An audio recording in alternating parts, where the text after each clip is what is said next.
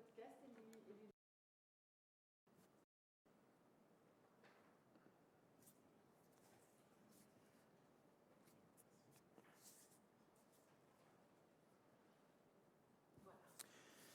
Donc je vais vous présenter un complexe donc, industriel qui débute dès la fin du XIe siècle et qui va s'achever à l'année 1962. Il s'agit donc de la production du sel de Salins-les-Bains, située dans le Jura. Ma première diapositive est la partie comptant la grande saline de la ville de Salins-les-Bains durant l'année 1628. Les différentes études archéologiques ont permis de mettre en exergue que chacun des plans conservés, et j'y reviendrai à plusieurs reprises durant cette communication, donnait une vision objective et construite de l'édifice. Il ne s'agit que très rarement de projets non exécutés. Le sel prend ainsi une place particulière dans le paysage salinois.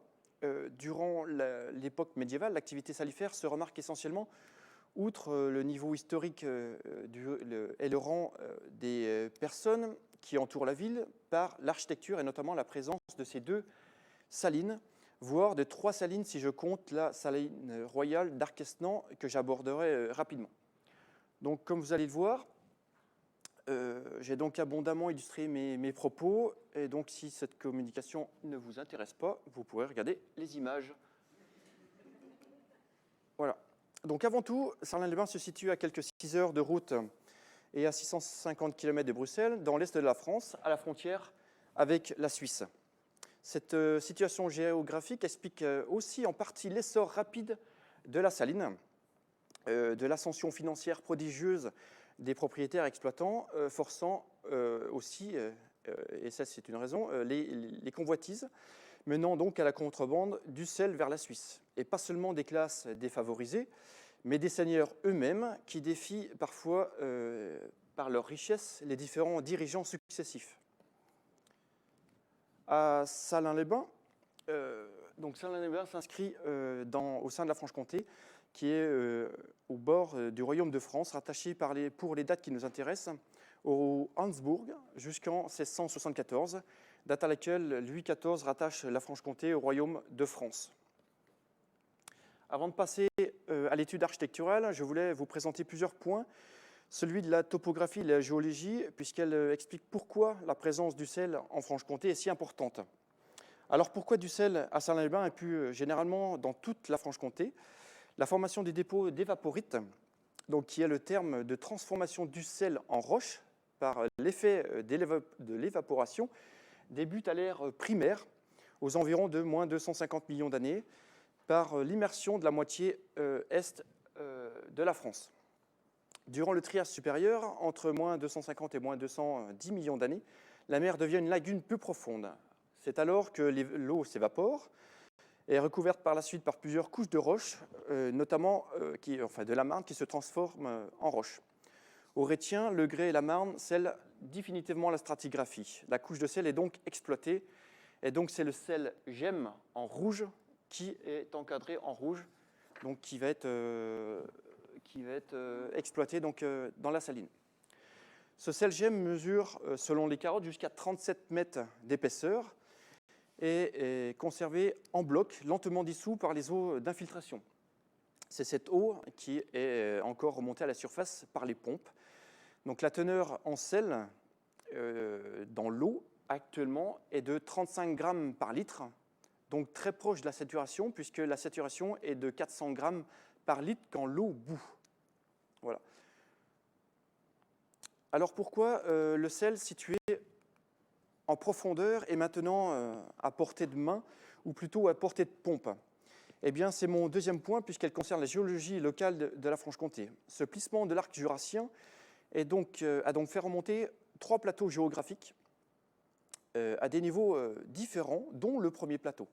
La forte érosion des rivières du massif calcaire, complétée par l'effondrement de la falaise, a créé ce que l'on appelle des reculés, dont le terme est typiquement comtois. Ces avancées de la plaine, dans une sorte de canyon, a mis en lumière le seuil affleurant du sel gemme, c'est-à-dire cette couche d'évaporite, le sel en roche.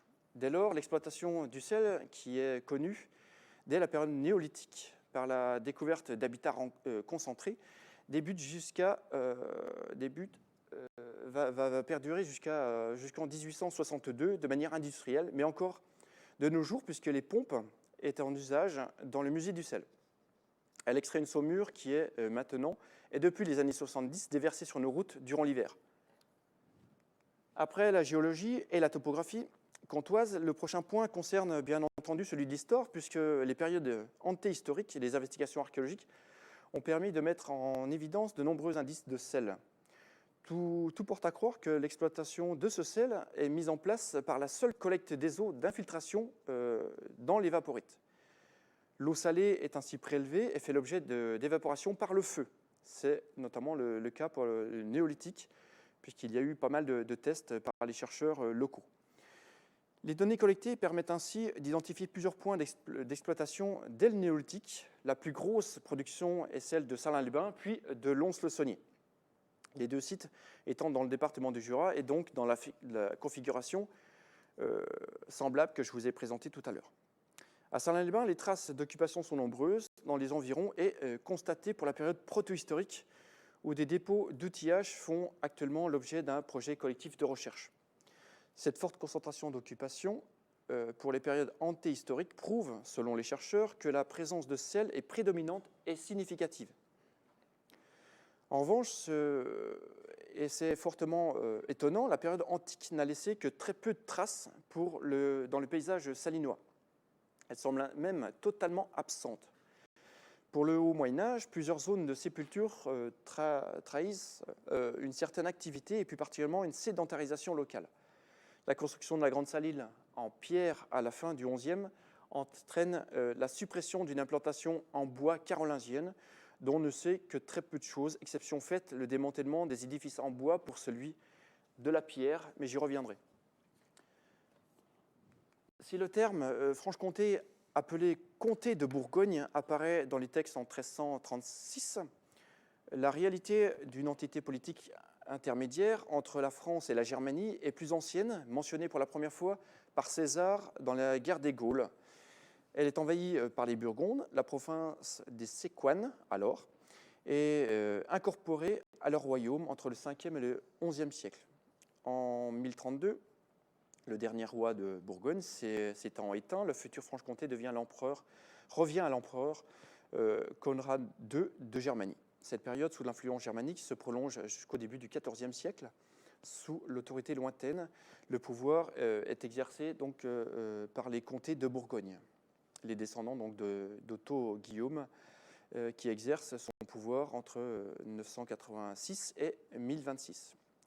Il se heurte donc aux barons et aux seigneurs locaux qui s'arrogent les droits effectifs, notamment par les revenus financiers de ce sel. À partir du XIIIe siècle, ce sel que les grandes familles possèdent, comme notamment la famille des Chalons, deviennent vraiment de véritables grands seigneurs, et ils défient donc même les rois. Le duché de Bourgogne et le comté de Bourgogne sont de nouveau réunis après 2 siècles de séparation, mais les barons comtois se rebellent contre Eudes IV, et il s'ensuit de nombreuses attaques durant la première moitié du XIVe siècle. En 1349, c'est le début de la guerre de Cent Ans. Les dégâts donc sont importants, renforcés par la peste qui ravage la Bourgogne réunie. Philippe de Rouvre donc hérite alors de la région, mais c'est sa mère, Jeanne, qui exerce la régence, se remariant en 1350 avec le futur roi Jean le Bon. En 1360, les Anglais ravagent la Bourgogne. C'est donc les ducs et comtes de Bourgogne, ils deviennent donc vassaux du roi pour la France, pour la Bourgogne, et sont comtes palatins pour les vassaux du Saint-Empire pour la comté. À la mort de Louis XI, le roi de France s'empare des terres bourguignonnes. Il propose donc à Marie d'épouser le dauphin Charles, mais femme de poigne, elle lui préfère Maximilien d'Autriche de la maison des Habsbourg. La Franche-Comté est donc rattachée de nouveau aux Habsbourg et la Bourgogne au royaume de France. Louis XI, furieux de l'affront, attaque la région durant l'année 1471. la Grande Bourgogne redevient encore une fois donc réunie, mais brièvement parce que Marguerite de Bourgogne, promise à Charles VIII de France, préfère, lui, se marier avec Anne de Bretagne. Maximilien, je vais bientôt en finir, hein, c'est très long. Maximilien d'Autriche, le père de Marguerite, qui n'est donc plus promise, se lance à la conquête de la Franche-Comté, qui obtient rapidement. Donc en 1394, Charles VIII cède le comté de Bourgogne à son rival Maximilien d'Autriche. La Franche-Comté est donc désormais une possession germanique jusqu'en 1974. Voilà. Après Marguerite d'Autriche, Charles Quint prend sa succession. Il est ainsi roi d'Espagne et il se fait sacrer Saint-Empereur romain germanique en 1520. Le nouveau comte de Bourgogne renforce l'autonomie comtoise en promouvant au plus haut rang les nombreux comtois, dont les grandes familles telles que les Chalons, propriétaires des Salines. En 1555, Charles Quint abdique et lègue ses terres, dont la Franche-Comté, à son fils Philippe II, qui devient roi d'Espagne. Les Comtois prennent en partie la régence avec leurs familles, qui sont les archiducs des Flandres. Donc par cette ma présence ici, nous refondons un petit peu ces liens entre la comté donc, et la Flandre. Mais Louis XIV intègre donc la Franche-Comté au royaume de France après les deux conquêtes de 1636 et 1674. Donc voilà ce que je peux vous dire sur l'histoire de la Franche-Comté. Le troisième point d'introduction s'arrête à la valeur du sel, puisque cette valeur pécuniaire est à l'origine des recherches technologiques ou captations, notamment des pompes, mais surtout de l'essor de la Franche-Comté par l'accumulation des richesses des seigneurs qui défient donc les rois. Ainsi, jusqu'à l'invention du réfrigérateur, le sel est l'un des principaux conservateurs pour la nourriture, ce qui en fait un bien précieux jusque donc, à cette invention. Il devient donc l'essentiel de détenir du sel. Les convoitises sont donc nombreuses et il faut stopper toute prétention. Les salines deviennent donc des sites fortifiés associés à la construction des maillages assez denses de châteaux pour la protection de ces salines, mais aussi des voies du sel pour l'exportation de ce sel. Autour de Salins, 3 sites entourent la reculée, le château Salins, de Belin, Saint-André et Poupée, que vous avez donc en bas de la diapositive. À l'exception de Poupée, les autres sont tous transformés en forts durant le XIe siècle, durant le XIXe siècle, pardon. L'actuel fort Belin, qui surplombe la ville de Salins-les-Bains et à l'est, remplace un château qui était donc mentionné dès 1252, désigné Châtel-Belin. On ne sait que peu de choses sur ce château. On sait simplement qu'en 1336, le château est associé au bourg, à un bourg, mais aucune implantation n'est identifiée. Il pourrait s'étendre dans le cadre orange, qui est presque jaune en fait, sur la diapositive. En 1398, comme toutes les places fortes, Châtel-Belin subit des réparations. Une partie du château, dont la chapelle, sont ainsi reconstruits. Les troupes de Louis XIV ravagent bien sûr le monument en 1374. Et donc le fort est construit en 1828. Le fort Saint-André est de l'autre côté de la vallée. Il remplace le château Châtel Guyon en 1674. Ce château est mentionné en 1255. On ne sait encore moins de choses que le précédent. On sait simplement donc, que les Anglais détruisent en grande partie le château et il est remplacé par ce fort que vous avez en photo qui est transformé en gîte à partir de 1674. Le dernier site fortifié donc, qui protège la saline est le château Montpoupet, donc, qui a fait l'objet d'une étude donc, par moi-même, est mentionné pour la première fois en 1237 et donc il est en grande partie ravagé en 1479 par les troupes de Louis XI qui démantèlent une grande partie du château. À partir de cette date, il n'y a plus de château, seul le bourg est conservé, mais donc la population est décimée par la peste en 1637, 1638 et 1639. Donc le bourg est abandonné. Seule une grange va rester jusqu'à la Seconde Guerre mondiale, mais les Allemands donc, la brûlent puisqu'elle se cache fréquemment les résistants. Donc, protégée par les 3 châteaux, dont l'implantation des 2 forts, est signalée donc sur cette diapositive, sauf mon poupée parce qu'il dépasse du cadre.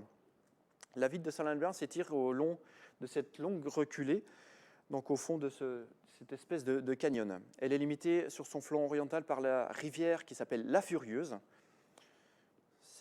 Le nom indique pourquoi elle s'appelle comme ça, qui a un rôle important sur le dispositif hydraulique que je veux vous présenter. Les 2 salines existent donc à Salins-les-Bains, la grande saline au sud, constituée des 2 grands puits, le grand puits et le puits à grès, et la petite saline avec le puits à muir. Ce dernier n'a pas fait l'objet d'une étude archéologique. Ce puits, qui est d'une surface plus petite mais d'une profondeur plus importante, comporte en revanche encore une architecture du XVe siècle. Les 2 sauneries de Salins-les-Bains comptent une 3e appelée par défaut une saline. Il s'agit de la saline royale d'Arquesnan, située dans le département limitrophe du Doubs. Également classée au patrimoine mondial de l'UNESCO, c'est d'ailleurs la première, cette saline est située à une quinzaine de kilomètres de Salins-les-Bains. Elle n'a donc été construite que sur une seule moitié, puisque le projet initial devait former un cercle complet. Elle est l'œuvre de Nicolas Ledoux, imposée par le roi Louis XV. La construction du bâtiment est initiée en 1775 pour se terminer en 1779, donc 4 ans de construction. 4 années donc nécessaires pour réaliser cette moitié de la saline. Les 2 longs corps de bâtiment, des bernes, reçoivent les poêles d'évaporation qui entourent la maison du directeur, donc, que vous avez en petite photo en haut à gauche. Le demi-cercle des bâtiments est constitué par des ateliers et des bâtiments administratifs. À ce jour, la saline d'Arquesnan est l'un des principaux monuments visités de la Franche-Comté.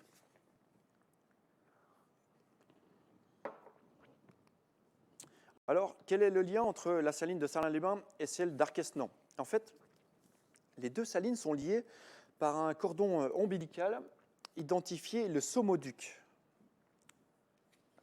Donc, le Saumoduc est une canalisation en bois façonnée dans un tronc d'arbre évidé. La canalisation est donc un assemblage bout à bout de troncs évidés, emboutés dans le sens de l'écoulement de la saumure. De la poix, cette colle, donc la poix c'est POIX, cette colle issue de l'exploitation de la sève de sapin renforce et imperméabilise les liaisons de ces troncs qui présentent des dimensions variables entre 2 et 3,50 m pour un diamètre de 30 à 40 cm extérieur. Dans ce présent cas, il ne s'agit pas d'une, mais de 2 canalisations parallèles entre les 2 sites, éloignés par un tracé d'un peu plus de 21 km de long, comme présenté sur la diapositive en rouge. Ce Saumoduc épouse donc parfaitement les courbes de niveau du terrain. Il va ainsi suivre une partie du tracé de la Furieuse, afin que la saumure s'écoule par gravité tout au long des 21 km et sur les 143 mètres de dénivelé. Des regards en pierre, donc, que vous avez en fond sur la diapositive, derrière les 2 Saumoducs présentés, permettaient de vérifier le bon écoulement de la saumure. Ces 2 tuyaux en bois permettaient donc d'acheminer jusqu'à 155 000 litres de saumure par jour, mais c'était sans compter sur les vols et les diverses dégradations. Les voleurs creusaient ainsi fréquemment le sol et perçaient les Saumoducs pour récupérer la précieuse saumure. La surveillance devait donc être rapide, mais pour réduire les vols, mais les dégradations n'ont jamais cessé. Donc c'est pour ça que c'est d'ailleurs l'une des raisons de la perte d'activité sur la saline d'Arquesnan. Voilà donc, avec cette longue introduction sur l'environnement et l'exploitation de l'ECL, je reviens maintenant et définitivement sur la saline de Salins-les-Bains et plus particulièrement sur la grande saline. Sur cette diapositive de Salins-les-Bains, donc sur le tableau de 1628, vous voyez parfaitement la grande saline et la petite saline. Du point de vue des connaissances architecturales et archéologiques, la grande saline s'avère nettement mieux connue notamment par la qualité de ses vestiges. Cependant, si la petite saline n'apparaît que très peu visuellement, elle conserve en son sous-sol de formidables volumes du XVe siècle, comme le présentent ces quelques clichés de sa partie sommitale, qui culmine à près de 13 mètres. Donc ce puits à Muir, qui est dans la petite saline, n'est pas ouvert au public toute l'année, car il s'agit de la source de Saumur qui alimente les thermes ouverts au public pour le traitement des rhumatismes et de toutes les douleurs articulaires. Voilà, c'était la séquence publicité. Donc, je ne rentrerai pas non plus dans l'histoire détaillée. Je vous donne simplement quelques dates essentielles pour la compréhension des vestiges architecturaux que je vais vous présenter. Ainsi, la première mention oriente une construction des bâtiments autour de 1115, date de la première mention du Grand Puits. Il est à ce jour appelé Grand Puy d'Amont, en raison de son implantation altimétrique au regard de celui d'Aval, donc le puits à grès. Une construction dès la première moitié du XIe siècle est donc assurée. Comme nous l'avons vu précédemment, l'exploitation du sel est déjà engagée donc antérieurement, mais les archives indiquent seulement des bâtiments en dur, donc en pierre, à partir de cette date. En l'absence de mention, elle n'exclut pas donc la présence de bâtiments en bois, ce qui est dans un seul cas mentionné. Voilà. Le second puits, le puits à grès, donc appelé à ce jour le puits d'Aval, prend place dans la moitié du XIIIe siècle avec deux dates repères qui sont 1224 et 1248. Le couloir Sicon, identifié le couloir de liaison, le couloir Sicon est percé juste après dans le courant du XIIIe siècle. Pour ce qui est de bâtiments de surface, quelques mentions prouvent leur existence, mais nombreux sont ceux qui s'avèrent en bois, puisqu'à partir de l'incendie de 1352, des bâtiments sont reconstruits en pierre. Donc on a des terminus donc, sur l'ensemble de ces constructions.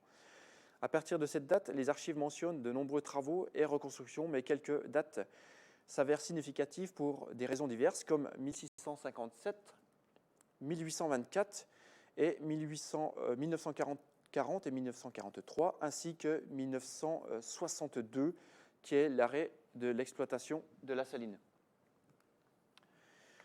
Avant d'aborder le résultat des trois études, je voulais aussi vous présenter succinctement les méthodes qui étaient en 2013 une adéquation entre le financement d'un peu plus de 30 000 euros d'un peu moins de 30 000 euros pour l'étude des deux puits et du couloir.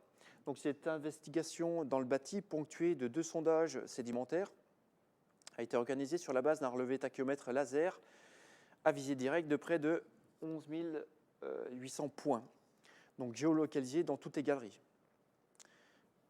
Voilà. Donc maintenant, il serait remplacé par le laser scanner 3D, ce qui simplifie largement les choses. Cette forme d'archéologie du bâti est assez récente en France, donc ça fait entre 10 et 15 ans que l'on fait cette archéologie du bâti. Donc ce qu'on appelle, nous, en France, l'archéologie du troisième type, puisqu'elle succède à l'archéologie du sous-sol et celle subaquatique. La méthode reste la même, mais appliquée aux bâtiments et plus particulièrement aux élévations conservées. Elle existe donc un examen des maçonneries, c'est-à-dire l'éparement et la fourrure. Voilà.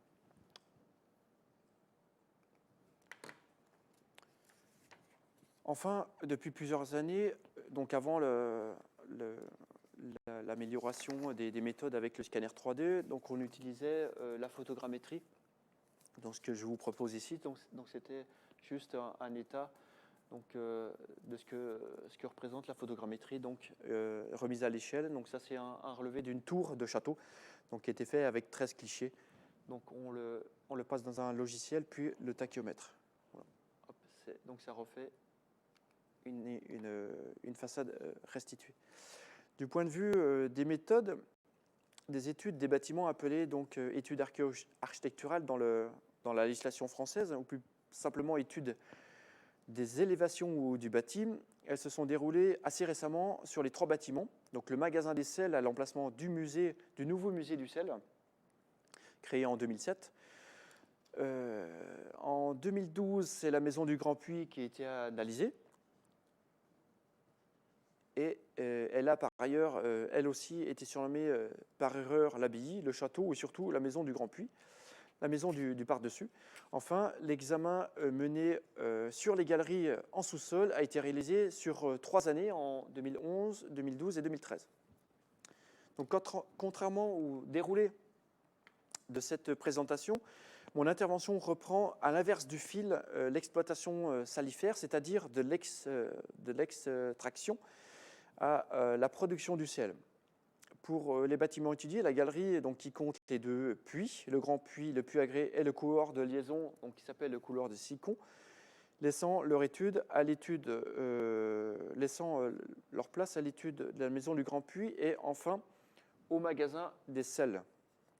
La première étude que je vous présente est donc celle des galeries, donc des galeries souterraines. Tout d'abord, les volumes souterrains, dans leur forme actuelle, prennent place sous la maison du Grand Puits pour leur flanc sud jusqu'à l'extrémité du parking donc nord, donc à l'emplacement, donc c'est à droite. Voilà, l'emplacement donc s'étale donc sur toute la pelouse, si vous venez visiter, et devant donc le nouveau casino. Donc voilà, toute cette partie-là, c'est un nouveau casino qui a été créé. L'ancien casino est ici. Voilà, parce que la maison du Grand Puits que je vous présenterai tout à l'heure. Voilà. Donc les galeries mesurent environ 165 mètres de longueur totale, donc en souterrain, répartis sur 55 mètres de long pour le Grand Puits, 44 mètres de long pour le couloir Sicon et 62 mètres de long pour le puits agré. La largeur la plus vaste est constatée dans le puits agré, avec près de 21 mètres au maximum et 15 mètres au maximum pour le grand puits. Quant au couloir Sicon, il évolue entre 7 et 9 mètres. Comme je vais vous le mentionner à plusieurs reprises, le grand puits est chronologiquement construit le premier dans le courant du XIe siècle. Le puits agré est percé entre 1224 et 1248. Enfin, le couloir Sicon appartient à ces travaux du XIIIe siècle, donc sûrement dans la continuité du puits agré. Donc pour les moins avertis, la construction d'un tel volume en sous-sol est colossale. Donc l'estimatif du volume de terre retiré pour les 3 volumes atteint près de 13 000 mètres cubes pour une excavation aux seules limites hors œuvre des constructions reconnues. Il n'est pas compté donc le percement primitif du canal Sicon à la fin du XIe siècle que vous avez. En fait, le canal Sicon reprend donc l'eau, la ligne bleue en fait, voilà, que vous avez. Donc pour évacuer l'eau, ils ont déjà percé dans un premier temps donc le couloir Sicon. Donc vous avez les volumes, donc la maison du Grand Puits que je reviendrai, le Grand Puits ici, le couloir et donc le puits agré. Et je vais voir donc alternativement donc ces 3 espaces. Voilà. Donc du point de vue historique, si les archives historiques font mention de réparation et de reconstruction, aucun détail n'est localisé dans les puits.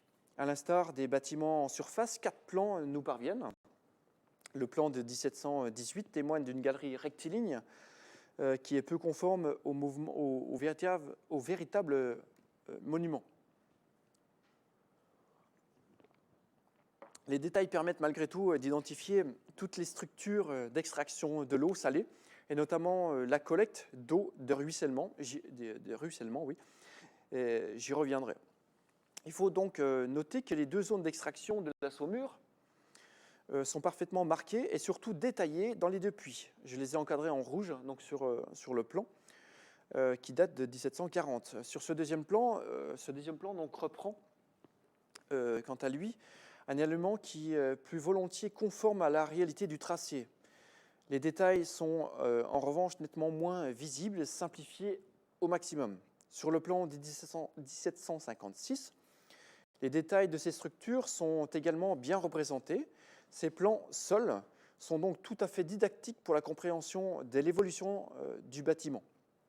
Mais si la fourchette chronologique s'avère très réduite, puisque seules 38 années les séparent, ainsi, en comparant ces 3 relevés, on s'aperçoit rapidement que le nombre de contreforts ou l'implantation du canal Sicon évolue. Ces observations permettent de dater les structures et d'établir des comparaisons des traces avec les marques d'outils sur les pierres ou les différences entre les mortiers, ce qui constitue donc un repère chronologique pour l'établissement de la chronologie relative. Le quatrième plan, le second de l'année 1756 par l'architecte Dorval, reprend exactement le tracé du plan de 1718. Il apparaît que ces tracés, donc des espaces, ce n'est pas le tracé des espaces qui est important, mais l'emplacement des dispositifs hydrauliques. En effet, l'architecte Dorval, et j'y reviendrai à plusieurs reprises, qui a réalisé ces implantations, précise dans son plan tous les emplacements de la machinerie et des éléments de captation, transport et déstockage. Dans ce présent cas, ces relevés ont largement été exploités pour cette étude archéologique, car ils nous informent sur le bâti également, mais aussi sur les fonctions et les développements des techniques de captation de la saumure qui restent malheureusement en marge de cette étude par manque de temps, mais aussi en dehors des objectifs scientifiques et techniques. Au préalable de la construction médiévale, il me faut évoquer les captations des sources salées et des méthodes d'extraction de la saumure, puisque les deux puits, le grand puits au sud est donc à gauche de la diapositive, et le puits Agré au nord, donc à droite, forment les actuelles extrémités des galeries qui constituent le cœur des Salimes. Je comble ainsi la défaillance de mes études qui n'ont, comme je le disais, juste porté donc sur le bâti. Depuis le néolithique, la méthode employée pour capter les sources s'avère la méthode la plus simple, celle à même le sol, et dans le cas de la période médiévale, en fond de puits. Aucune mention n'est donc connue avant les descriptions architecturales du XVIe siècle également, et encore couchée sur le plan de 1718 que vous avez. Le détail des plans de 1718 nous informe par la richesse des détails des techniques employées, renseignées par la suite par les descriptions de 1787 que je vous présenterai tout à l'heure. Ainsi, l'usage de l'argile plastique, qui est donc hydrofuge, permet de créer des canaux qui collectent puis transportent cette eau salée, et on les appelle les conrois. Donc les conrois, ce sont ces petites fils, ces petits canaux, donc en argile plastique, façonnés en argile plastique.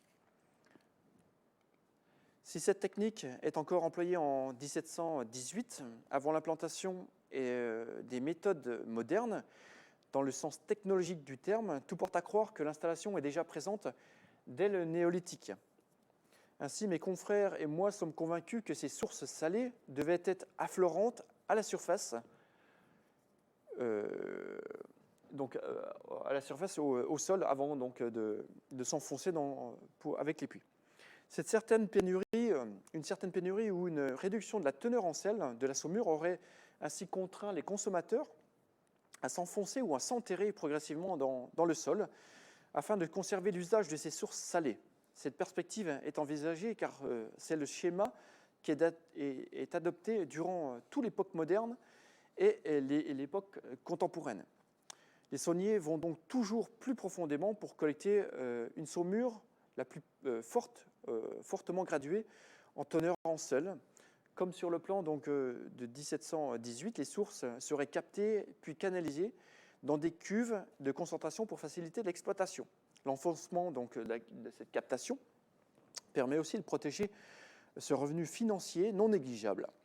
La description de 1512 que je vous présenterai tout à l'heure nous informe sur la mise en sécurité de ces captages devenus nécessaires en raison des pillages incessants. La construction et la mise en défense des puits sont donc également un critère important pour la motivation de la fortification des salines. Voilà. Donc le sel, désigné l'or blanc, a de tout temps été convoité dès la période carolingienne. Jusqu'en 1718, on sait que l'exploitation du sel reste donc archaïque. Après le captage des sources salées par le biais des conrois, la saumure est collectée dans des bassins, donc également présentés par la lettre B. Elle est donc sur le plan en haut à droite. Ce mécanisme rudimentaire que je vous présente donc ici, identifié comme le gréal, cette perche à balancier auquel est attaché un fléau, est muni donc d'une seille à l'extrémité, donc permet de puiser de l'eau dans cette cuve avec la lettre B. Ce mécanisme rudimentaire est déjà donc mentionné en 1170 à la saline par le comte Étienne de Bourgogne. Il est encore utilisé jusqu'en 1468 pour l'extraction dans les puits. Le gréal est donc en usage pour l'extraction à la saline durant 3 siècles. Donc, outre l'extraction, il est encore, après même 1468, employé pour d'autres tâches jusqu'en 1756, comme le confirment les descriptions donc, de l'architecte Dorval que je vous présenterai. Et que vous avez par ailleurs ici, j'avais oublié. Voilà. Après le prélèvement manuel puis le gréal, l'élément des captages, donc par leur enfouissement, pose de véritables problèmes. L'usage du gréal ne suffit donc plus et devient de moins en moins rentable. La signole, que je vous présente ici, remplace donc le gréal pour l'extraction de la saumure. La signole donc, est un système de noria, de seaux accrochés à des cordes donc, qui remontent la saumure jusqu'à la surface. Donc, les premiers tests sont réalisés en 1468, mais ils provoquent le refus du Conseil de la Grande Saline, qui rejette son adoption. Mais le puits à Muir, dans la Petite Saline, reçoit ce dispositif assez tôt, puisque cette tenture de Saint-Anatole, qui relate un événement de 1469, alors que le support est donc réalisé entre 1502 et 1506. Donc il prouve son usage au puits à Muir. Voilà un détail. Donc les historiens envisagent l'utilisation de ce procédé dès le XIIIe siècle, mais ne peuvent le prouver dans le puits à Muir, qu'à partir de 1341-1342. À cette période, ce sont donc des problèmes techniques qui entraînent des réparations et prouvent son existence, puisqu'une commande est faite pour des pièces de fer pour un total de 668 livres donc de fer pour la consolidation de cette signole. Outre la tenture, les textes évoquent ce dispositif mis en place donc dans le Grand Puits. C'est notamment le cas de la description de Philippe de Vigneul en 1512. Donc il mentionne donc cette signole qui est donc au niveau du sol. Il y a donc un mulet borne qui tourne autour d'un pieu, sur lequel pieu tourne une roue qui en actionne une autre. Sur cette dernière est une chaîne qui, sans fin, 1000 seilles fixées par des grandes cordes. Et donc voilà, il va chercher donc à chaque fois dans les bassins et remonte par la suite. Je vous laisse lire ce texte donc de 1512.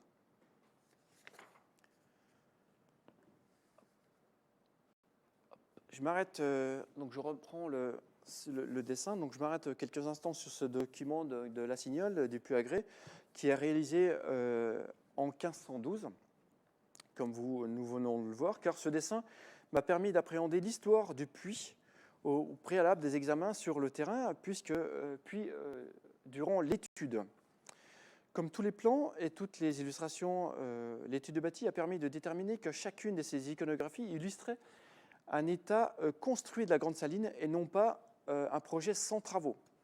Sur cette diapositive, vous avez le puits à grès dans la moitié basse du dessin et la maison du Grand Puits à la surface dans la partie supérieure. La signole qui se déploie donc sur les deux niveaux, mais c'est surtout les détails architecturaux qui permettent de vérifier les descriptions d'une part, mais qui ont aussi permis de comprendre et d'identifier les phases de construction qui n'étaient jusque-là pas expliquées, comme je vais vous l'aborder.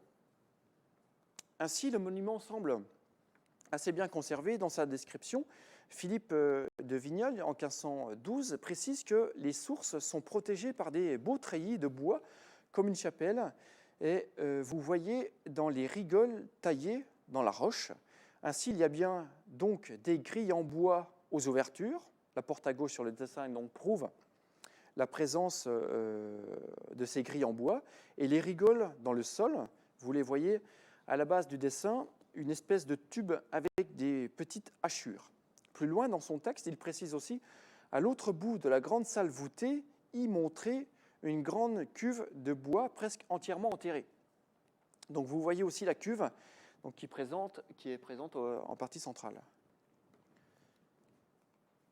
Plus tardivement, Golu, qui passe en 1592, précise et confirme l'existence de ces éléments architecturaux, structuraux et techniques. Il indique ainsi que des amples et longues voûtes traversent, soutenues de plusieurs arcs et nombreux forts grands, portant et aïeux leurs saillies depuis l'un flanc à l'autre. En fait, il nous précise les dimensions que vous avez de 36 pieds donc, mathématiques. Et il nous précise aussi que la portée ne peut pas être faite en une seule fois, donc il y a des puissants piliers doriques qui soutiennent les deux portions. Donc en fait, le dessin et le texte sont totalement convergents.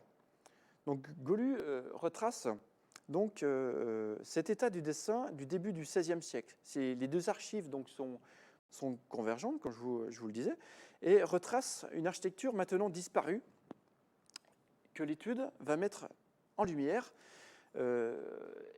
mais malgré donc, d'importants travaux, vont les effacer donc, à partir de 1627 et 1657. Donc, durant ces travaux, plusieurs voûtes sont reconstruites, ce qui entraîne la suppression de toutes les voûtes quadripartites donc, que vous avez ici, hop, et les piliers associés.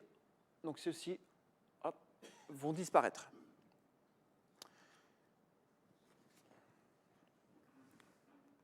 Outre la pompe à bras qui est installée en 1575, c'est à partir de 1750 que la première machinerie hydraulique, la roue à auget, terminologie qui signifie que l'alimentation en eau est supérieure, est mise en place. Ces roues à auget seront en fonction dans le grand puits et dans le puits à grès, comme présenté sur le plan de 1756, donc à gauche. La force motrice nécessaire au bon fonctionnement provient de l'eau de la rivière, donc la Furieuse, qui passe sur le flanc ouest de la Grande Saline. Au préalable, il a donc fallu rehausser ce niveau de la rivière, le détourner, et enfin enterrer donc toutes les canalisations dans les salines, comme vous pouvez le voir sur les deux sections superposées sur la coupe. Je me suis trompé. Hop.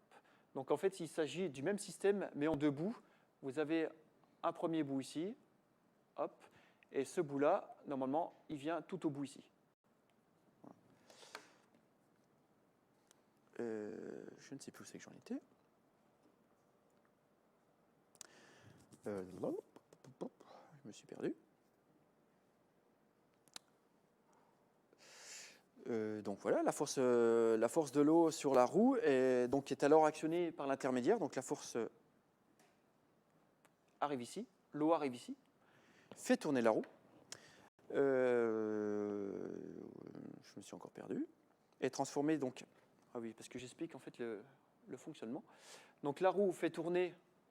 Donc la roue, par une bielle, fait bouger cet ensemble-là. Par l'intermédiaire, une première pompe ici, par l'intermédiaire de son grand bras, il renvoie le mouvement donc, circulaire, il renvoie un mouvement horizontal, qui renvoie ici, qui est transformé en mouvement vertical, hop, puis horizontal, et après de nouveau vertical pour actionner les pompes. Donc c'est un mouvement un peu complexe. Voilà. Hop. Non, je reviens ici, puisque je ne vous ai pas présenté ça. Ce dispositif donc, a fait l'objet d'une fouille dans les années 1980, durant 3 années. Donc, ce que vous avez ici, c'est le résultat donc, en perspective de la fouille de ça. De tout ça. Là. Donc vous avez la diapositive. Sur la diapositive, donc vous avez les découvertes. J'y reviendrai donc aussi rapidement tout à l'heure. Dès lors, la force motrice remplace la force humaine employée seule jusqu'au XVe siècle, donc puis animale, qui se fera donc, qui sera en usage jusqu'en 1750, puis l'installation de cette pompe. En 1838, un forage établit une nouvelle profondeur donc, dans la saline, à une profondeur de moins 252 mètres de la surface, et permet de localiser le sel GM à environ moins 236 mètres. En 1848, une nouvelle pompe à Auger est installée, donc toujours par force motrice supérieure. Vous l'avez en photo là-bas. Elle permet donc de remonter une eau salée dont la teneur atteint donc 350 grammes de sel par litre, comme je vous ai expliqué tout à l'heure. J'ai oublié de le mentionner, mais j'ai amené de la saumure, donc vous pourrez mettre votre doigt dedans. Une seule goutte suffira. Voilà. Donc toujours en fonctionnement, voici le dispositif donc, actuel et son mode de fonctionnement. Cette machinerie qui est quasiment similaire à celle de 1750, mais c'est une pompe donc améliorée qui atteint une profondeur supérieure de 200 mètres donc par rapport à l'ancien modèle. Donc vous avez le même système, donc arrivé en l'eau supérieure, fait tourner la roue donc avec une bielle renvoi sur un axe qui pivote, qui renvoie donc sur un mouvement horizontal, donc avec plusieurs supports, avec une rotation donc, qui se fait donc, ici, l'appareil, et donc qui est transformé en mouvement vertical, donc qui actionne la pompe à clapet. Voilà donc ce que je pouvais vous présenter sur les méthodes. Et quand même, donc cette photo est assez connue à Salins, puisque c'est l'une des rares photos, c'est la seule d'ailleurs que j'ai récupérée, donc qui est avant la Seconde Guerre mondiale, de la pompe, donc qui est celle qui est ici actuellement. Donc je vais vous aborder donc maintenant les études des 3 monuments de la Grande Saline de Salins-les-Bains. Les 3 opérations donc, ont été initiées de 3 manières totalement distinctes, dans des contextes différents, et surtout à l'inverse de la production et de l'exploitation donc, du sel. La première est menée en 2007, donc comme je vous ai expliqué, donc sur le magasin des sels. La seconde en 2012 ici, et parallèlement, mais parce que j'avais commencé en 2011 et 2012, en 2011, 2012, 2013, donc sur les galeries. Voilà. Architecturalement, la Grande Saline médiévale était une véritable ville dans la ville, protégée donc par son enceinte que vous avez donc en orange sur ce plan. Cette fortification qui double celle de la ville contient donc les bermes en bleu clair. Ouais, je ne sais pas si vous voyez le bleu clair. Donc ces bermes, selon les périodes, font office de stockage de la saumure par le biais d'immenses cuves ou de sel non raffiné, soit en pain ou en vrac. Donc, je vous les présente quand même. Donc c'est tout ça les bermes. Hop, il y en a ici et il y en a là. Voilà. En zone rayée, donc les 2 maisons du puits qui permettent donc la remontée de la saumure qui est collectée donc, dans les puits. Le grand puits pour sa maison donc isolée au centre de la cour avec le chiffre 1 et la maison du grand puits donc à l'extrémité nord qui est notifié le chiffre 2. En vert clair, le stockage des bois dans la cour sud et le charbon le long de la rivière. Donc, tout à l'heure, je vous présenterai, mais cette partie-là donc, est surnommée la charbonnière. Voilà. Les combustibles donc, sont coupés dans l'ensemble du Jura, notamment donc, dans la forêt de chaux, qui permettent donc, d'alimenter donc, les feux pour l'évaporation des poêles. La maison du directeur, qui est en lettre A, voilà, juste là. Et enfin, donc, tous les ateliers qui sont en rose, donc sur le plan. Donc la captation de la saumure s'organise donc dans les galeries qui sont scindées en 3 espaces. Donc le Grand Puits qui est déjà en activité en 1511, le Puits à Grès donc en 1224 et donc le couloir de Sicon qui est percé au XIIIe siècle. Voilà. Il y a aussi le canal Sicon, donc qui prend naissance, c'est ce petit ici qui passe là, mais je vous le voilà, qui passe ici, donc qui est également percé à la fin du XIe siècle. Le Grand Puits donc s'avère donc isolé des autres constructions puisqu'il est percé en premier. Nous ne savons pas si à cette époque la construction du puits, s'il existe une maison du puits, mais si c'est le cas, elle est probablement en bois puisque l'incendie, il y a un grand incendie donc en 1332 et c'est à ces dates-là que les constructions sont reprises en pierre. Voilà. Le Puits à Grès, quant à lui, est donc construit à la fin du XIIe siècle. Son activité donc est signalée en 1224 et il fallait donc sortir d'un puits pour aller dans l'autre, puisque le couloir de Sicon donc était percé donc entre la fin du XIIIe et du XIVe siècle. Donc, voilà. Son usage reste donc difficile à cerner et même à justifier à ce jour, tant la construction reste importante pour la seule liaison entre les deux puits. Il y pourrait avoir une cause, donc notamment pour ne pas ressortir et pour éviter donc les intrusions dans les deux puits. Hop, hop. Voilà. Donc l'étude a donc porté naturellement sur le Grand Puits, contrairement aux autres espaces donc, des galeries, le Puits à Grès et le couloir. Le Grand Puits est appelé aussi Puits d'Amont, garde et conserve sa forme actuelle et son volume primitif, malgré de nombreuses réparations et aménagements répertoriés dans le temps. Ainsi, presque toutes les voûtes ont été remplacées ou réparées. Certaines présentent des dimensionnements particuliers, comme sur le cliché à gauche, où la voûte apparaît plus basse que les arcs. Donc la voûte a donc été assurément reconstruite. Pour reconstruire une voûte, il faut bien voir à l'esprit qu'il faut ouvrir la cour à la surface, enlever la terre, mettre un coffrage en bois sous toute la surface de la voûte, démonter les pierres de l'ancienne voûte et la reconstruire. En l'absence de déconstruction, un coffrage est donc nécessaire pour construire la nouvelle voûte. Voilà. Donc c'est vraiment des travaux colossaux pour enterrer donc, ces volumes. Dans les textes, les mentions écrites désignent souvent des réparations, mais assez peu de reconstruction. En revanche, les travaux ne sont pas souvent localisés, ce qui est donc le défaut de cette étude. On sait simplement qu'ils sont implantés dans tel ou tel espace, mais c'est tout. Donc, il faut aussi que je vous parle, donc, comme je vous ai dit tout à l'heure, des fouilles archéologiques qui sont à droite sur la diapositive et qui ont été menées en 1980.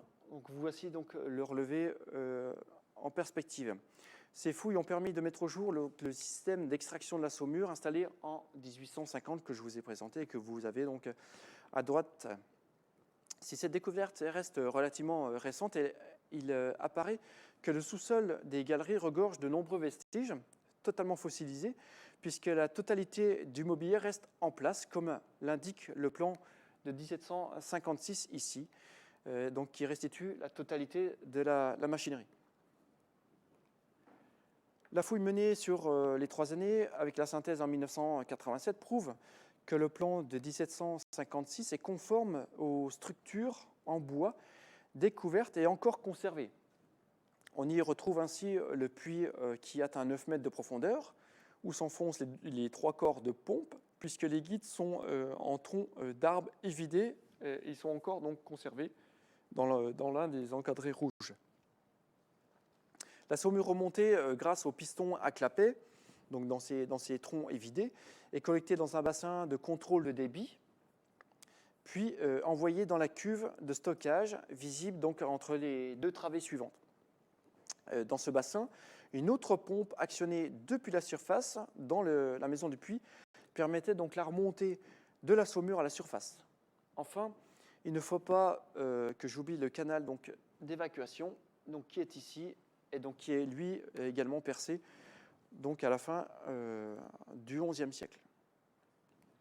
Les premières interprétations établies sur le Grand Puy témoignent que l'architecture correspond bien à la construction primitive de la fin du XIe siècle, mais seules les constructions d'arcs ou les réparations des voûtes témoignent de l'activité postérieure, mais la physionomie générale de la construction reste bien inchangée. Le Grand Puy est donc créé dans le courant du XIe siècle, dans une saline qui était déjà en activité, mais a priori en bois. La cour est donc percée jusqu'à environ 13 mètres de profondeur pour établir les fondations. Le volume de terre remué donc, est colossal. Donc le sous-sol, tout ce qui est donc en souterrain, c'est tout ça. Voilà. Je vous redonne quelques mentions puisque c'est quand même important. Donc, le Grand Puy mesure 55 mètres de long pour 15 mètres 50 de large et 7 mètres 30 aux extrémités, comme vous le voyez donc, sur la diapositive. La superstructure est érigée par des murs épais, longitudinaux et des arcs pour les travées. Comme le montre le relevé latéral, le Grand Puy est constitué de grands arcs repris par des voûtes qui sont en coupe.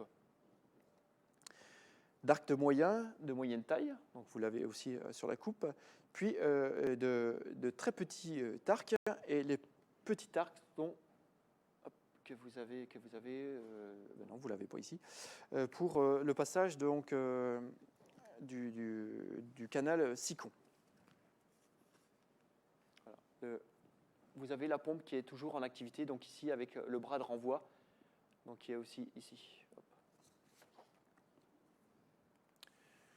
Donc le canal d'évacuation pour la collecte des eaux de ruissellement, puisqu'il y a des eaux de ruissellement, donc de l'eau non salée, traverse l'ensemble des galeries. Vous voyez donc le cliché à son embouchure et son tracé tout au long du Grand Puy et d'une partie du couloir Sicon en bleu. Et vous avez donc sa partie souterraine en rouge. Son installation donc, est faite à la fin du XIIIe siècle, mais il est repris lors de la construction du canal du Puy à Grès en 1224, et il sera reconstruit après, lors de la création donc, du couloir Sicon. Donc vous avez à l'extrémité ici. Du point de vue structurel, le Grand Puy reprend les descentes de charge donc, de la maison du Grand Puy que vous avez vu. Voilà, vous avez les flèches ici, la descente de charge.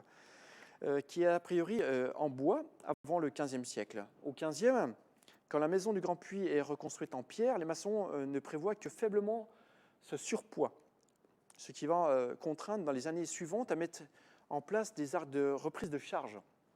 C'est grâce à ces éléments, à ces aménagements, que l'évolution du Grand Puy a donc été édifiée. Vous voyez ainsi les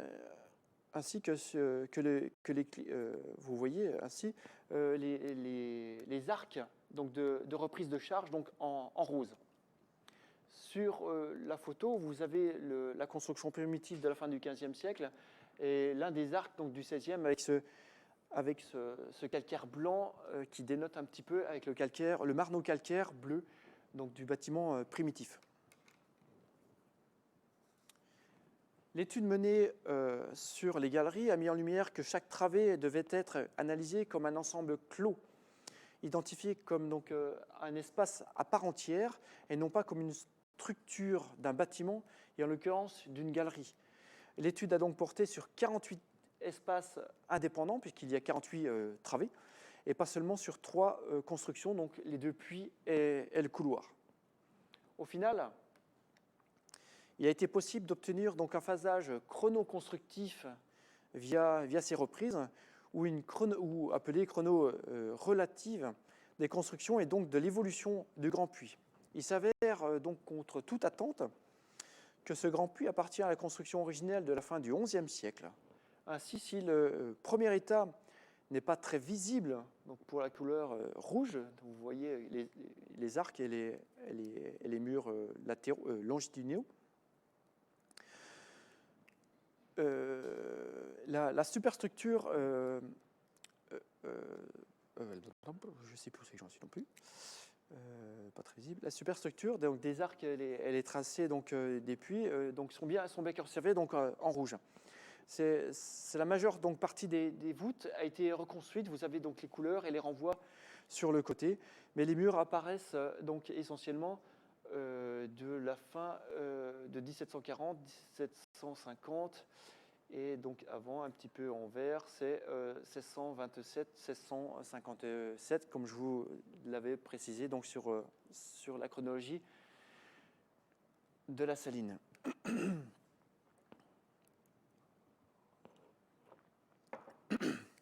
Les relevés des travées témoignent davantage donc, de la conservation du monument primitif du XIe siècle. Donc, vous retrouvez la couleur rouge de ces travées donc, primitives. Par la suite, en vert, une série de reprises donc, à la fin du XVIe et surtout au début du XVIIe siècle. Elle concerne donc les renforts des arcs, le remplacement d'une voûte. En marron, vous avez la reconstruction d'une voûte qui oblige, encore une fois, à réouvrir la cour. Le poids également de la maison du Grand Puy contraint encore une fois à des travaux qui sont en orange.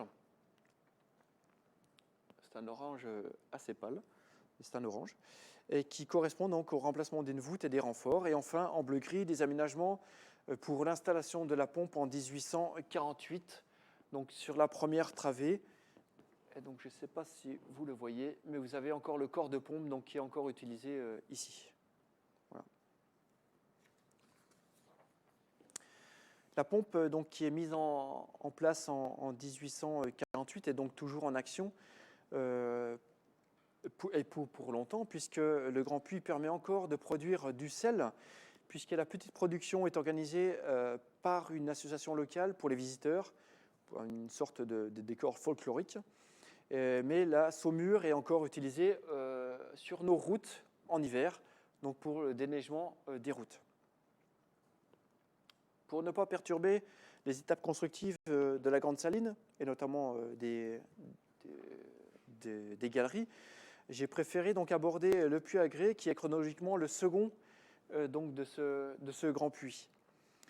Et donc il a été édifié, donc, je vous l'ai dit à plusieurs reprises, en 1224, ce qui induit une construction à la fin du XIIe siècle et au début du XIIIe, soit un siècle plus tard que le Grand Puy. La construction est donc, encore une fois, comme le Grand Puy, isolée donc, de ces éléments souterrains.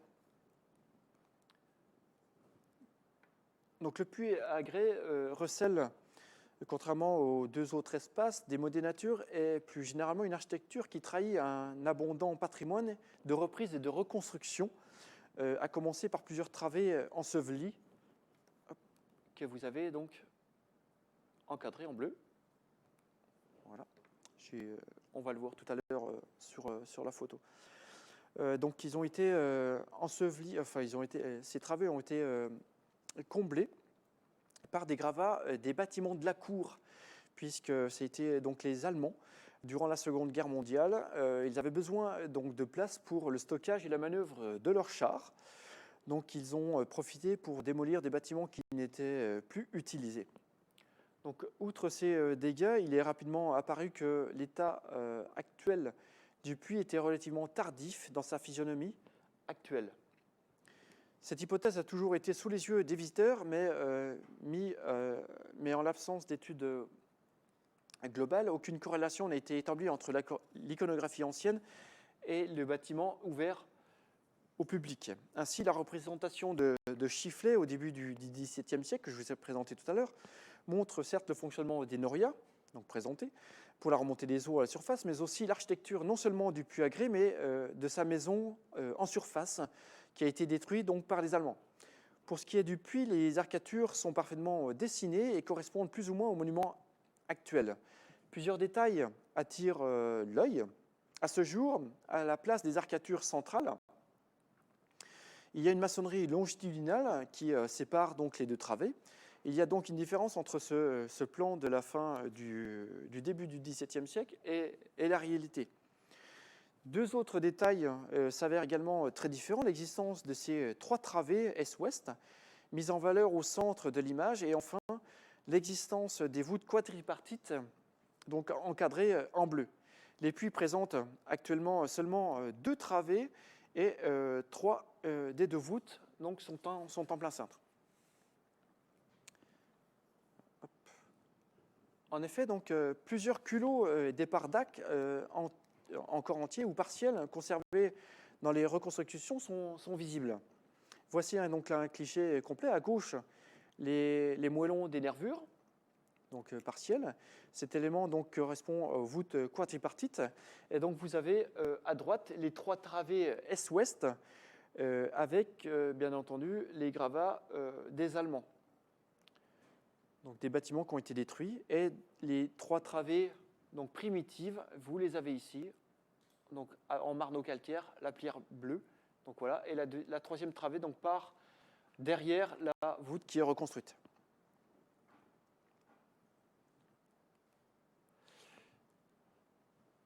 Pour l'étude du puits à grès, donc, elle apparaît plus complexe que celle du Grand Puits, puisqu'il fait l'objet de nombreuses réparations dans le premier tiers du XIIIe siècle. Mais vous voyez, donc, l'essentiel des constructions sont présentes au début du XVIIe siècle. Donc, ce qui permet donc, de prouver, de faire un lien avec les dessins présentés donc, juste avant. Et donc une grosse phase de reconstruction en 1657. Voilà. Donc également en 1824, de grosses reconstructions, donc notamment ici, j'y reviendrai. Je suis peut-être un peu long. Non. Pour ce qui est des travées, donc vous avez ici la phase, le plan phasé donc du puits à grès. Vous constatez donc pour l'essentiel des maçonneries qui appartiennent des reconstructions de 1750, comme je vous ai précisé, qui se combinent donc avec les installations des premières pompes. Donc il y a pour le puits à grès une corrélation entre l'évolution de la production du sel et l'architecture de puits. Ces indices donc, de cette corrélation qui n'étaient pas donc, identifiables pour le puits, le Grand Puits. Mais qu'en est-il alors des périodes anciennes, puisque on a assez peu de relations avec les productions? Est-ce que chaque évolution architecturale est liée à une nouvelle méthode d'extraction? Eh bien ça, l'étude du bâti et l'étude actuelle, donc jusque-là, n'a pas permis de répondre à cette question. Pour les périodes les plus tardives, notamment donc l'époque contemporaine, nous avons la chance de disposer de quelques cartes postales anciennes. Donc les 2 clichés correspondent à la travée 47, donc la plus au sud. En activité donc à droite, au début du 19e siècle. Donc vous avez encore l'opérateur qui contrôle la roue. Donc la roue, l'eau arrivait donc derrière la travée, tombait et faisait actionner donc l'ensemble de la pompe. Donc à gauche, vous avez l'effondrement qui survient dans les années 80 et qui entraîne la destruction de la roue à auget et qui supprime l'ensemble du mécanisme. Donc cette roue n'est plus présente, mais donc si vous allez visiter, vous avez encore ces blocs-là et tout l'ensemble de la voûte et même donc cet arc-là, comme vous voyez sur le relevé phasé, correspond donc à l'installation de la voûte en 1824. Pardon. Donc je vais finir donc pour le couloir Sicon et ses aménagements. Donc il faut bien comprendre qu'avant l'apercement de ce couloir, donc il fallait sortir d'un puits pour rentrer dans l'autre par la surface. Donc il semble que tous ces arcs sont attribuables à une période assez tardive, donc qui est fixée actuellement à la fin du XVIe et du XVIIe siècle. C'est du moins ce qu'indique l'architecture, mais il y reste encore quelques structures du XIIIe siècle, donc totalement masquées par les reconstructions, et notamment cet arc-là, qui est un des rares exemples. Mais durant l'étude archéologique, il y a eu des prélèvements, notamment quelques infimes bouts de bois dans les mortiers, qui ont permis donc de faire des C14 et de constater donc la datation architecturale liée avec l'iconographie était donc parfaitement conforme et donc datée de la fin du début du XVIe siècle, du XVIIe siècle, pardon. Voilà. La seconde étude que je vous présente, c'est la maison du Grand Puy, qui est encore donc, officiellement appelée maison du par-dessus, qui est totalement faux, parce que le par-dessus était avant la maison du directeur, et la maison du directeur était donc à l'entrée de la saline qui est ici. Voilà. Voilà. Donc cette étude, c'est une étude donc, de 1972, où vous avez aussi les différents noms de cette maison. Ainsi, au sein de la saline, donc ce bâtiment prend une place assez particulière puisqu'il trône au centre de la place et elle permettait donc dans son sous-sol d'élever du Grand Puy la saumure et dans sa partie haute donc servait de bâtiment administratif et il y avait une chapelle que vous avez ici et j'y reviendrai sur cette chapelle. Mais c'était sans compter donc sur l'incendie qui survient en 2009 et qui modifie donc lourdement l'avenir de ce bâtiment puisqu'il est transformé en casino en 1956 et le niveau donc il y a un niveau casino qui sera construit, mais c'est qui contraint à réaliser une étude préalable sous l'égide de l'architecte en chef des monuments historiques, mais au préalable le service des monuments historiques impose une étude archéologique donc, qui se fait en 2012. Donc, vous voyez là la reconstruction de la charpente de ce bâtiment qui maintenant possède une toiture. Donc chaque maçonnerie a fait l'étude de la méthode de la photogrammétrie pour l'étude, mais comme vous pouvez le voir, donc en extérieur, les enduits étaient conservés, ce qui n'apporte que peu de choses pour l'étude. Cependant, vous avez encore la volumétrie donc des galeries par rapport à la maison. Donc voilà les deux façades. Pour l'intérieur, le curtage des parements internes révèle de nombreux indices de bâtiments primitifs, notamment un nombre insoupçonné de fenêtres et de cheminées, de placards, toujours en place et conservés derrière les plaques de plâtre donc de ce casino qui a été installé en 1956. Pardon. Donc le curtage a permis de mettre en lumière ce bâtiment. Donc sur cette diapositive, vous remarquez donc sur les clichés d'en haut les façades primitives, donc qui est totalement masquées par une reconstruction tardive. Les fenêtres sont encore donc bien présentes, percées, et avec une porte primitive transformée en placard. Vous voyez la porte d'entrée. Voilà. En partie basse, derrière les plaques de plâtre, des deux arcatures qui permettaient donc le passage au Grand Puy. Voilà. Donc je vous présente. Je n'ai pas abordé la chronologie donc, pour ce bâtiment pour plusieurs reprises, car à l'image du magasin des Selles, le bâtiment est totalement du XVe siècle et extrêmement bien donc, conservé, simplement masqué par les plaques de plâtre. L'étude de la maison du Grand Puy s'est en effet avérée donc, surprenante, puisque jusque-là, le bâtiment était daté du XIIIe siècle, et pour un coup, l'étude archéologique n'a pas vieilli le bâtiment, mais l'a rajeuni, puisque tout le bâtiment est du XVe siècle. Voilà. Vous avez donc notamment donc, les grandes fenêtres donc, à croisillon et à traverse et à meneaux qui apparaissent au plus tôt durant le XVe siècle, le XIVe siècle en Franche-Comté. Donc il s'agit bien d'un bâtiment du XVe siècle. En parement intérieur, les fenêtres sont également bien conservées, comme vous avez vu, et avec des cheminées, notamment sur le mur ouest que je vous ai présenté tout de suite. Voilà, une cheminée ici. Mais donc avec un conduit incorporé, ce qui n'est pas le cas pour les autres. Et c'est surtout sur la façade orientale donc, où il y a le plus d'indices et les meilleures conservations de ce bâtiment du 15e.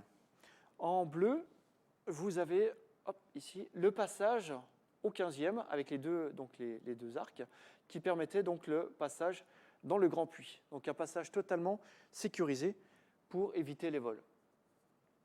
Encore une fois, vous avez donc la volumétrie donc, qui rentre même dans le sous-sol. Donc vous voyez bien que la maison du Grand Puy est posée directement sur un bâtiment qui est beaucoup plus ancien. La surprise de cette étude est la conservation de cette grande ouverture sur le cliché de gauche, puisqu'elle se développe. Donc c'est une chapelle que vous avez donc ici et ici, qui se développe donc sur la grande salle donc à l'étage. Et j'ai repris ici la description de Golu en 1792, qui fait donc bien mention de cette chapelle donc, qui prend place, qui est donc visible, qui s'ouvre dans cette grande salle. Voilà. Sur les façades externes, les données sont elles aussi très intéressantes, puisque la façade nord reste assez sobre, contrairement à la façade orientale. Ainsi, les indices permettent aussi de restituer la façade externe de la maison du Grand Puy avant le plaquage donc, de bâtiments plus récents. Et donc, vous avez entouré en rouge la restitution de l'escalier qui, d'après Golu, est à la marche près. Et vous avez aussi, donc, encore une fois, le passage qui permet donc, l'accès au Grand Puy. Alors, on le voit ici, enfin, on le voyait sur l'ordinateur, mais vous avez ici l'escalier donc, qui est en bois. Et dans le relevé de 1750 qui a été fouillé, on a la réception de l'escalier en bois donc, dans la fouille. En conclusion, pour cette deuxième étude, le bâtiment qui était donc jusque-là daté du XIIIe siècle est donc maintenant rajeuni au XVe siècle. Donc vous avez ici une iconographie ancienne, avant la Révolution, 2 cartes postales. Et donc vous avez le passage avec les escaliers en bois, puis en pierre, puis en bois, du passage donc, qui est totalement caché par les plaques de plâtre, puisque c'était des toilettes. Avant d'aborder le magasin des sels, qui est donc la dernière étude archéologique, je voulais aussi vous rapidement aborder le volet également essentiel pour la production salifère, puisqu'il s'agit de l'évaporation de l'eau pour obtenir le sel, puisque je ne l'ai pas abordé en raison de l'absence totale de travaux pour ce nouveau musée du sel.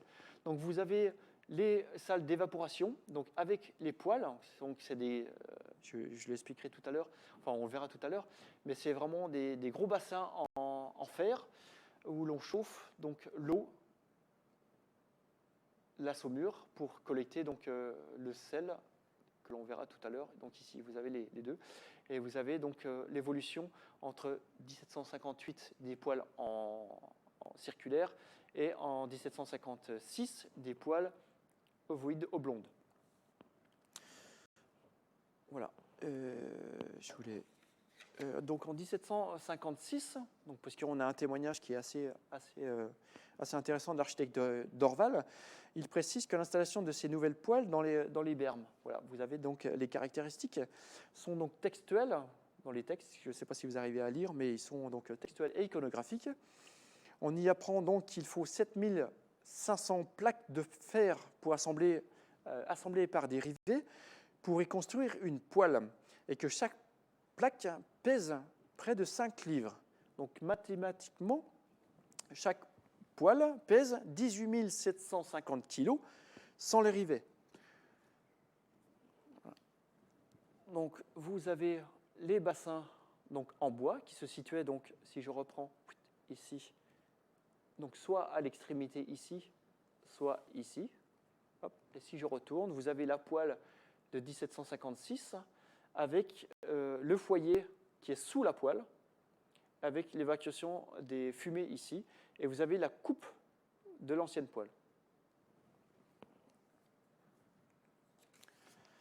Sur cette diapositive, donc, c'est un détail toujours de l'architecte Dorval.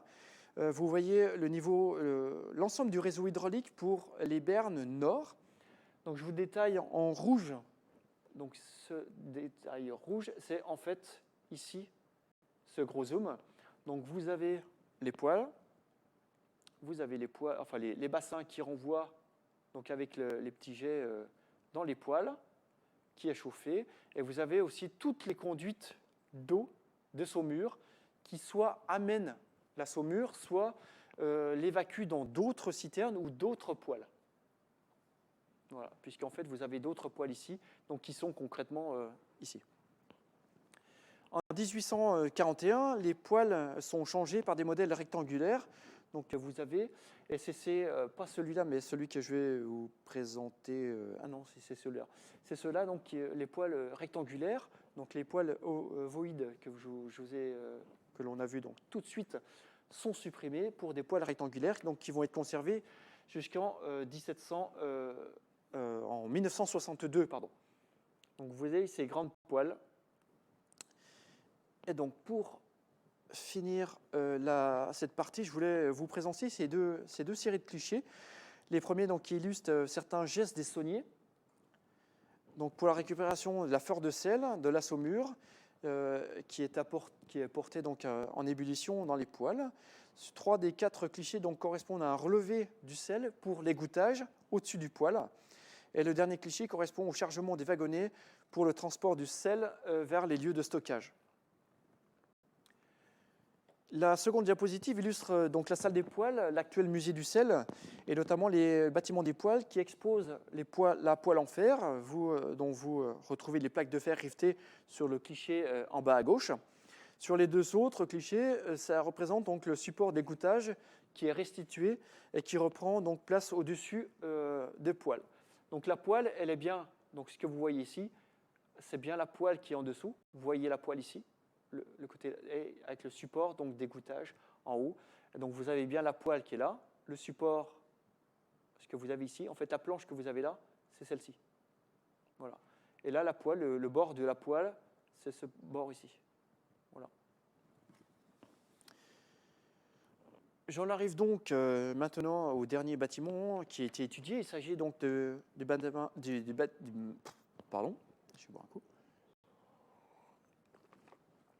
Du magasin des sels, donc localisé sur cette diapositive, qui est donc maintenant le nouveau musée du sel. Vous avez donc cette partie-là. Il faut bien garder en mémoire cette façade, puisque je vais revenir à plusieurs reprises. Donc voilà, c'est donc juste un lieu de stockage uniquement.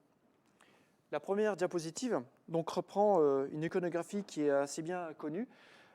Pour Salins, c'est une gravure de 1544 de Sébastien Muster, donc qui représente la Berne et notamment donc le magasin des sels avec sa façade, donc tout à l'heure qui était percée. C'est pour ça que je vous disais, il faut bien la garder en mémoire celle-ci, qui n'est pas percée, mais qui comporte donc deux lucarnes. Donc vous avez aussi l'ensemble de la grande saline donc qui est représentée.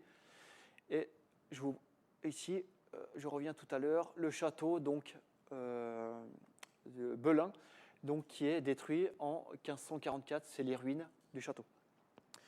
Sur ce tableau de Nicolas Richard, cette fois-ci qui est donc de 1628, en fait, s'il reprend la totalité de la gravure précédente de 1544, il n'y a aucun changement, exception faite de quelques adaptations. Notamment donc, sur le magasin des sels, vous avez plus deux lucarnes, mais une seule lucarne. Donc a priori, il a repris donc l'ancienne gravure et il a simplement remodifié par rapport aux nouveautés. Et c'est également le cas pour toutes les lucarnes qui sont là-bas. Donc uniquement des adaptations. Je reviens sur les plans, puisque les plans, donc, c'est des supports qui sont assez intéressants pour l'étude, notamment l'étude contemporaine. Et moderne et contemporaine, puisque donc, elle permet donc de considérer donc, tous les aménagements. L'avantage du plan, c'est d'avoir l'ensemble des espaces qui sont désignés et la présence ou non des portes de fenêtres. Donc, vous avez toujours une absence totale de fenêtres dans cette partie-là, ce qui nous permet en fait de relier les structures sur le bâti que l'on va pouvoir identifier aux différents plans. Sur le plan de 1740, vous avez toujours une absence totale de fenêtres, avec en revanche le percement de cette deuxième cuve qui était, je reviens là, qui était uniquement des cuves circulaires. Donc en 1740, le percement d'une grosse cuve donc, rectangulaire est fait, et cette cuve-là, on la retrouvera jusqu'à encore de nos jours, puisqu'elle est encore utilisée, et je vous ferai voir des photos tout à l'heure. Donc vous avez encore les deux cuves, une absence totale de fenêtres de ce côté-là, Voilà. Toujours avant donc, la Révolution française, donc en 1789, qui se fait en 1789, donc il y a des aménagements, mais il n'y a toujours pas de fenêtre ici. Vous avez toujours les deux cuves donc, qui sont encore en usage, et aussi beaucoup de détails, puisque vous avez le sens des ouvertures, vous avez une porte, vous avez également du mobilier, les meubles, qui ont servi donc aux sauniers. C'est également le dernier plan qui va représenter l'ensemble des bâtiments de la Grande Saline, puisque sur le prochain plan, vous allez voir, tous les bâtiments donc, sont détruits. Une partie des bâtiments donc, sont détruits avant 1841. Ces bâtiments-là seront détruits par les Allemands, et c'est ceux-là qu'ils vont mettre dans les... et celui-ci ici, qu'ils vont mettre donc dans le Grand Puy. Pour le magasin d'Hetzel, les techniques choisies ont été, encore une fois, la photogrammétrie. Je vous présentais des relevés tout à l'heure. Elle a été cumulée par des relevés pierre à pierre, puisqu'il y a eu pas mal de problèmes. C'était un bâtiment assez complexe, qui ont permis donc de mettre qui ont révélé de nombreuses perturbations liées à des reconstructions. Cette reconstruction est attestée par le plan donc, de 1841, je vous ai présenté tout à l'heure, puisque jusqu'à l'étude archéologique, le magasin d'Hetzel, ce bâtiment, était daté pour présenter au public comme un bâtiment édifié en 1841, ce qui n'était pas et ne l'est toujours pas. Les relevés effectués ont donc fait l'objet de datations dont les informations recueillies par les sources historiques, que ce soit écrites ou iconographiques, comme je vous ai présenté tout à l'heure. Donc, l'histoire de la Grande Saline avait alors été traitée par le service de l'inventaire de la Direction régionale des affaires culturelles, et ce qui a abouti donc, à une étude historique assez fine pour ce bâtiment. Donc, le travail abouti a donc a été fait donc, par ces relevés, comme pour cette façade. Comme vous le voyez, et je reprends donc le code couleur que je vous ai présenté tout à l'heure, permet donc de se repérer dans la chronologie. Donc les couleurs froides sont les plus tardives, les couleurs chaudes les plus précoces, et le rouge donc qui est assez peu présent, mais quand même visible tout au bout. Donc il s'agit simplement de ces petits bouts de fondation. C'est les seules traces donc du bâtiment pour cette façade-là de 1412. Ce nouveau relevé correspond donc au refend central du parement, et c'est le parement donc, oriental qui était intégralement repris en 1841. Et c'est notamment cette maçonnerie qui a permis d'identifier, et par erreur, la reconstruction de ce bâtiment en 1841. Donc, placé à l'horizontale, vous avez les conduites qui sont entourées en rose, c'est ce qu'on appelle les bourneaux. C'est une appellation totalement locale. Et vous avez également ici, et je reviendrai tout à l'heure sur une autre, les cloisons donc en bois qui permettaient qui évitaient l'absence de contact entre les selles et les murs. Enfin, tout au bout, je ne l'ai pas encore expliqué, mais il pourrait s'agir des traces d'une dernière pompe, puisque comme vous l'avez vu sur les plans, les cuves sont ici.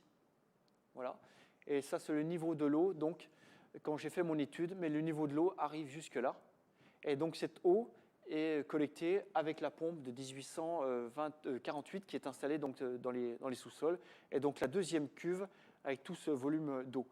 Ça vous représente 1 mètre de hauteur.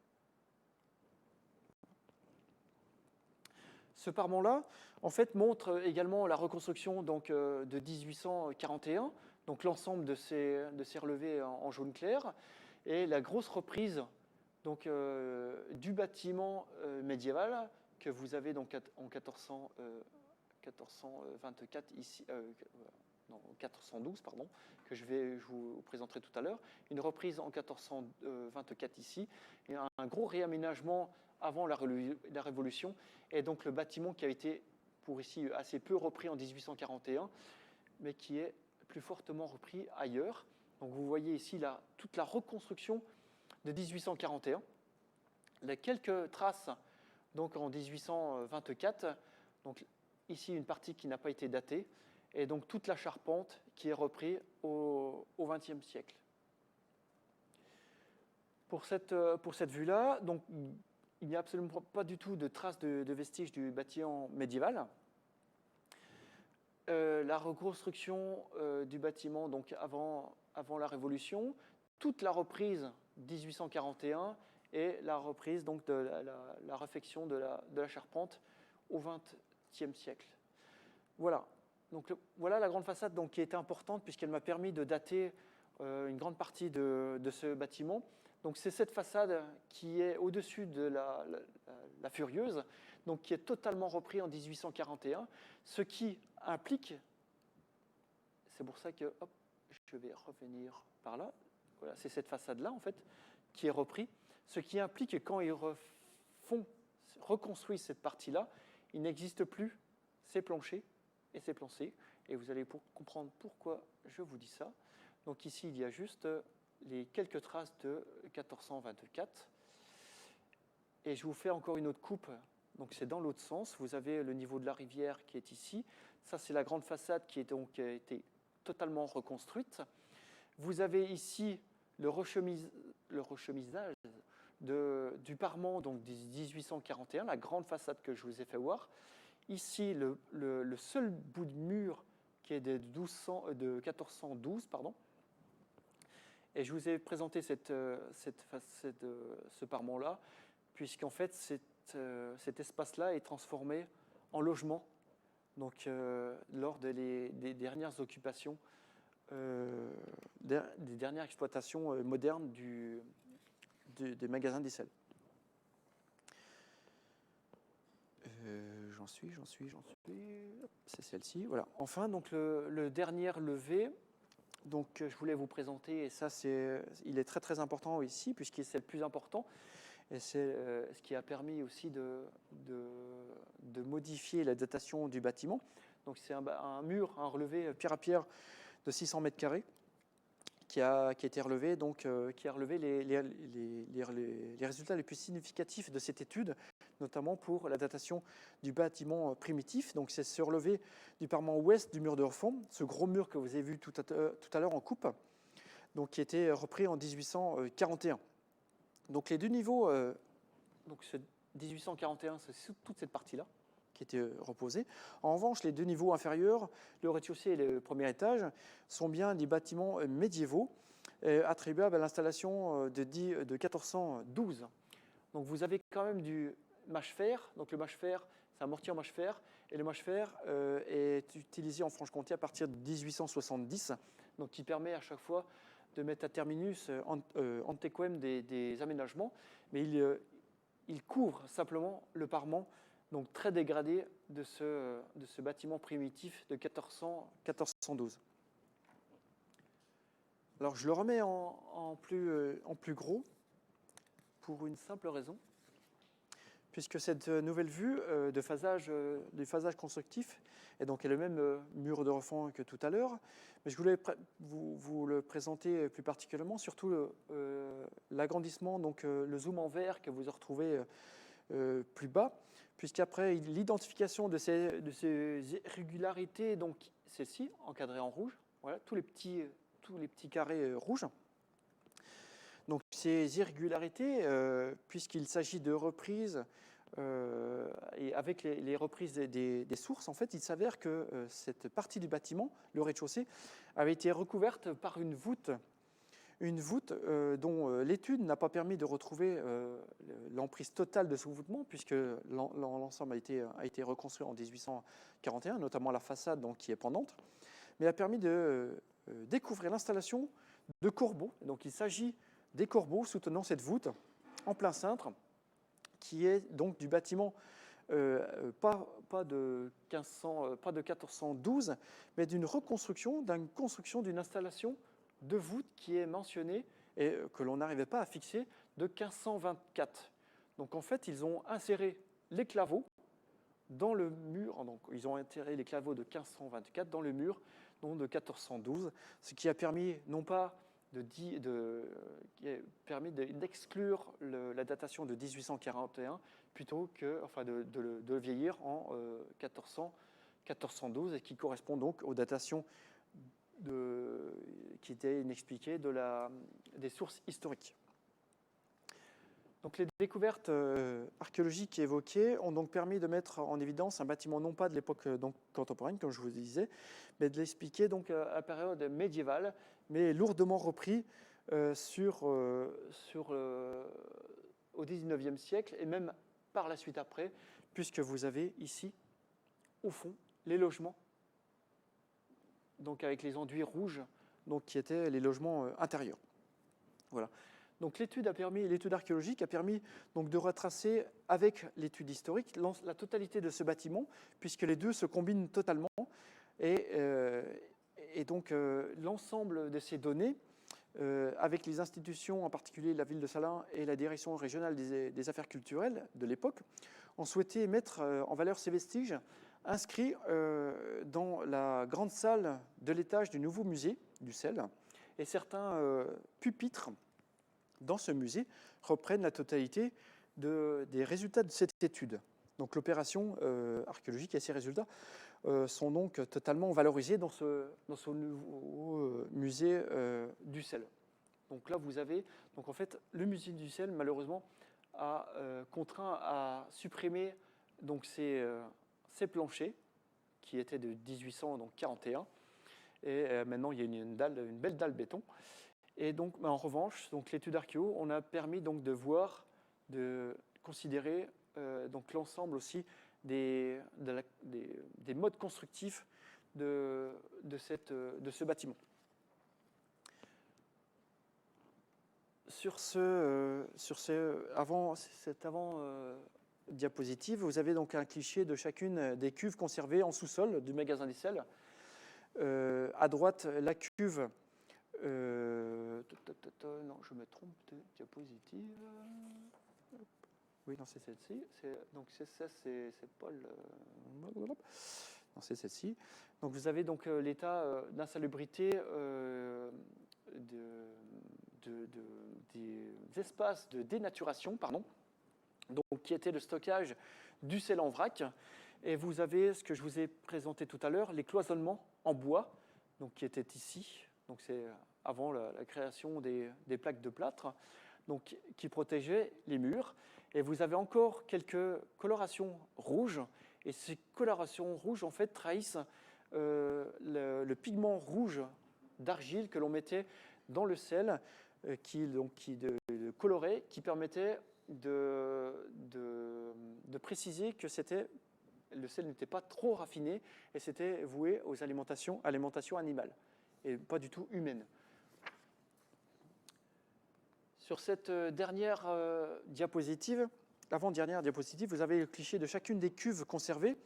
Donc dans les sous-sols du magasin des sels, donc les cuves que je vous ai présentées tout à l'heure sur le plan, et donc la cuve de la grue, donc la plus petite à droite, donc qui était en eau pendant mon étude, et la cuve du maître François, la plus vaste, à gauche, après un hiver, donc après le pompage de l'eau pour les mettre sur nos routes. Donc vous avez divers, vous voyez les constructions donc, de ces bassins. Vous avez les planchers donc, qui sont extrêmement massifs et qui reposent donc soit sur des piles en calcaire blanc, soit sur des poteaux en bois, donc qui sont immergés ou pas du tout, suivant les périodes, donc, et de remplissage de la cuve. Donc vous avez encore la cote de l'eau maximale, ici, de ces cuves, et donc ici sur les calcaires. Et donc pour conclure mon intervention, j'espère qu'elle ne vous a pas trop endormi, toutes les opérations donc, menées à la Grande Saline ont montré la qualité incontestable de ces bâtiments qui renforcent d'autant plus l'intérêt patrimonial et notamment le classement de la Grande Saline au patrimoine mondial de l'UNESCO. Et à chaque reprise, les données recueillies ont permis de mettre en évidence un bâtiment qui était d'une qualité architecturale assez remarquable, et notamment bien conservé pour le XVe siècle, mais qui a été donc utilisé jusqu'en 1962. Ce qui est étonnant donc, dans cette partie, même si on a beaucoup de données pour la période moderne, on n'a absolument aucune donnée pour la période contemporaine, donc notamment l'utilisation des photos, à l'exception des quelques cartes postales que je vous ai fait voir. Ainsi, on n'a pas du tout l'usage de la sonnerie, tout ce qui est donc après la Seconde Guerre mondiale, même après la Première Guerre mondiale, on n'a absolument pas du tout donc de clichés et de restes, de vestiges de cet usage qui pouvait être fait. Et le dernier saunier, donc, qui était en activité jusqu'en 1962, est décédé il y a quelques années, à l'âge de 90 ou 91 ans. Donc la mémoire et l'usage de cette grande sonnerie est vraiment terminé, en tout cas dans les explications orales. Voilà. Je vous remercie. Enfin, voilà.